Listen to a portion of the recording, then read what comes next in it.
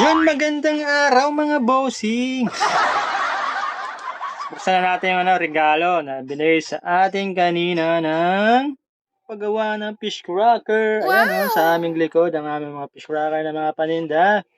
Binigyan siguro ng regalo. Ayaw ko lang kung ano to. Malaki siya. Ilaan tayo, Marin. Ano kaya to, Marin? Electric fan. Malaki oh. Malaki, di ba? Hindi ako nakita. Alugin natin. fan. Electric fan, hula. Ayan nakalagay. Baka di niya mabasa. Hula. Sit Ano down. hula mo, Papa? Tingnan natin. Papa, ano hula mo dyan? Hindi ko nga alam eh. Teka lang. Baka electric fan. Hindi. Ayun, hula ko nga eh. Electric fan. Oo, di ba? Tama yung hula ko. Tama yung hula ko. Bakit hindi ko nalipitan? Dahil nakasama ka. Marami ka po. Kabilis na, no? Wala kang... Box lang to. Electric fan lang. Confirm. Electric fan. Ayun, yung white. Wow! May electric fan na naman si Marian. Electric fan nga, oh.